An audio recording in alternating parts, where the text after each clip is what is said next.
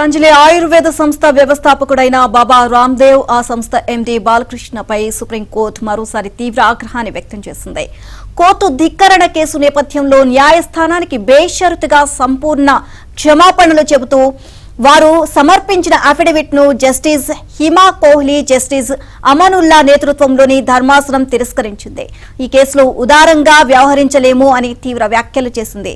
అలోపతిని కించపరిచేలా పతంజలి సంస్థ బాబా రామ్దేవ్ తరచుగా ప్రకటనలు చేయడాన్ని, వాణిజ్య ప్రకటనలు ఇవ్వడాన్ని వ్యతిరేకిస్తూ ఇండియన్ మెడికల్ అసోసియేషన్ గత ఏడాది సుప్రీంకోర్టును ఆశ్రయించింది. దీంతో ఇకపై ఆ తరహా తప్పుడు వాణిజ్య ప్రకటనలు ఇవ్వబోము అని పతంజలి సంస్థ అప్పట్లో అత్యున్నత న్యాయస్థానానికి హామీ ఇచ్చింది. కానీ ఆ తర్వాత కూడా తన తీరు మార్చుకోకుండా అదే ధోరణి కొనసాగించడంతో కోర్టు ఆ సంస్థకు ఈ ఏడాది ఫిబ్రవరిలో ధిక్కరణ నోటీసులు జారీ చేసింది. ఆ నోటీసులకు జవాబు ఇవ్వకపోవడంతో బాబా రామ్దేవ్, బాలకృష్ణ తమ ముందు హాజరు కావాలని ఆదేశించింది. దీంతో పతంజలి ఎండీ బాలకృష్ణ కోర్టుకు క్షమాపణలు చెబుతూ ఒక అఫిడవిట్ దాఖలు చేశారు.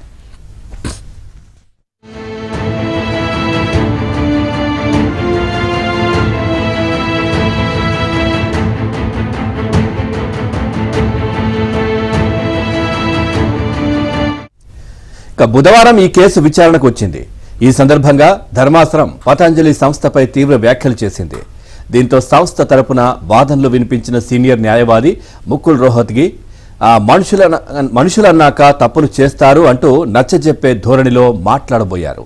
ఆ సమయంలో జోక్యం చేసుకున్న జస్టిస్ హిమా కోహ్లీ అందుకు వారు బాధపడాల్సిందే, ఈ కేసులో మేం ఉదారంగా వ్యవహరించదలుచుకోలేదు అని తేల్చి చెప్పారు. క్షమాపణలు కేవలం కాగితం మీదే ఉన్నాయి తప్ప వారి ఆలోచనలో మార్పు కనిపించడం లేదని ఆగ్రహం వ్యక్తం చేశారు. ప్రజలను తప్పుదోవ పట్టించే ప్రకటనలు చెయ్యబోమంటూ గతంలో కోర్టుకు వాగ్దానం చేసి దాన్ని తప్పారు. ఇప్పుడు మీరు చెప్పే క్షమాపణలను కూడా అలాంటిదేనని మేం ఎందుకు భావించకూడదు అని నిలదీశారు.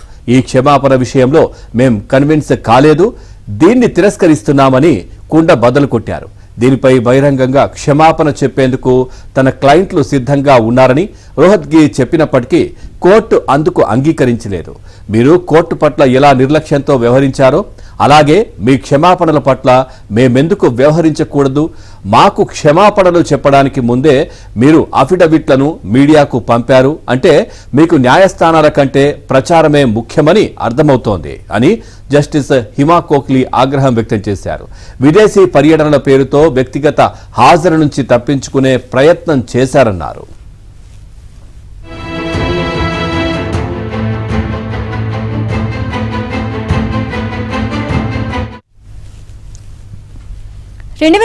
జూన్లో ప్రపంచమంతా కోవిడ్ దెబ్బకు అతలాకుతలమవుతున్న వేళ కరోనా మందుల పేరిట కరోనిల్, స్వసరి పేరుతో పతంజలి సంస్థ 2 ఔషధాలను మార్కెట్లోకి ప్రవేశపెట్టింది. 2022 జులైలో పత్రికలకు ఇచ్చిన ఓ ప్రకటనలో బీపీ, మధుమేహం, థైరాయిడ్ వంటి ఆటో ఇమ్యూన్ వ్యాధులను అలోపతి నయం చేయలేదని, తాము ఆయుర్వేదంతో ఆయా వ్యాధులను నయం చేశాము అని పేర్కొంది. దీనిపై అభ్యంతరం వ్యక్తం చేస్తూ ఇండియన్ మెడికల్ అసోసియేషన్ సుప్రీంకోర్టును ఆశ్రయించింది. ఆ ప్రచారం ప్రజలను తప్పుదోవ పట్టించడమేనని కోర్టుకు నివేదించింది. దీంతో పాటు రామ్దేవ్ బాబా పలు సందర్భాల్లో కోవిడ్ వ్యాక్సిన్లపై దుష్ప్రచారాన్ని కోర్టు దృష్టికి తీసుకొచ్చింది. కోర్టు నోటీసులు ఇవ్వడంతో ఇక ముందు అలాంటి ప్రకటనలు ఇవ్వబోమని, అలోపతిపై యథాలాప వ్యాఖ్యలు చేయబోము అని పతంజలి సంస్థ కోర్టుకు హామీ ఇచ్చింది. కానీ ఆ తర్వాత కూడా సంస్థ తన ధోరణి యథాతథంగా కొనసాగిస్తూ ప్రకటనలు ఇవ్వడంతో సుప్రీంకోర్టు ఆ సంస్థకు ధిక్కరణ నోటీసులు జారీ చేసింది.